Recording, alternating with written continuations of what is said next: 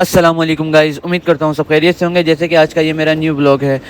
आज हम तीनों बाहर घूमने के लिए निकलते हैं, तो इतने में अदिल भाई कहते हैं यार मुझे बहुत ही भूख लग रही है, तो आ जाओ हम कुछ खाने चलते हैं। तो जाहिर सी बात है हमें भी भूख लग रही होती है और हम भी कहते हैं चलो यार आ जाओ आज कुछ खा कर आते हैं। तो फिर उसामा भाई बाइक एक नंबर की तरफ ले जाते हैं। हम जैसे ही एक नंबर पहुँचते हैं तो वहाँ तो हमें कुछ समझ ही नहीं आता, तो हम वापसी वहाँ से निकलते हैं और 4 नंबर की तरफ रवाना हो जाते हैं। थोड़ा सा सफ़र तय करने के बाद फिर फाइनली गाइज़ हम 4 नंबर पहुँच जाते हैं।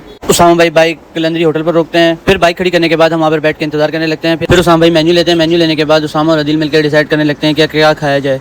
फाइनल डिसाइड हो जाता है कि ब्राउन और व्हाइट कढ़ाई मंगा लें। फिर अदिल कहता है ठीक है मंगवा लेते हैं। फिर उसामा भाई वेटर को बुलाते हैं और वेटर ऑर्डर लेने के बाद वहाँ चला जाता है। और फाइनली गाइज हमारा ऑर्डर आ जाता है। ऑर्डर आने के बाद हम देखते हैं अदिल भाई के मुंह में तो बहुत ही पानी आ रहा होता है। खाना खाने के बाद फाइनली गाइज हम क्रॉसिंग की तरफ रवाना हो जाते हैं। फिर थोड़ा सफर तय करने के बाद हम क्रॉसिंग पहुंच जाते हैं। क्रॉसिंग पहुंचने के बाद उसामा भाई बाइक होटल की तरफ ले जाते हैं। होटल पर आकर उसामा भाई 2 ग्रीन टी और एक चाय का ऑर्डर करते हैं। चाय का ऑर्डर देने के बाद हम कुछ देर बैठकर बातें करते हैं। बातें करते करते इतने में हमारी चाय भी आ जाती है और फिर हम चाय पीते हैं। और फिर फाइनली गाइज हम वहाँ से घर की तरफ रवाना हो जाते हैं। फिर उसामा भाई ने बाइक अपनी गोदाम में खड़ी करनी होती है, तो इसीलिए हम भी उनके साथ बाइक खड़ी करवाने आ जाते हैं। और फाइनली गाइज हम बाइक खड़ी करवाने के बाद अपने घरों की तरफ रवाना हो जाते हैं। और फिर हम पहले आते हैं उसामा भाई घर की तरफ।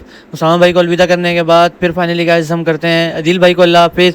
फिर उसके बाद गाइज मैं फाइनली अपने घर आ जाता हूँ। और इसी के साथ फाइनली गाइज मेरा ब्लॉग आज यहाँ खत्म होता है। इंशाल्लाह गाइज फिर मिलते हैं नेक्स्ट ब्लॉग में। चैनल को सब्सक्राइब करना और लाइक करना मत भूलिएगा।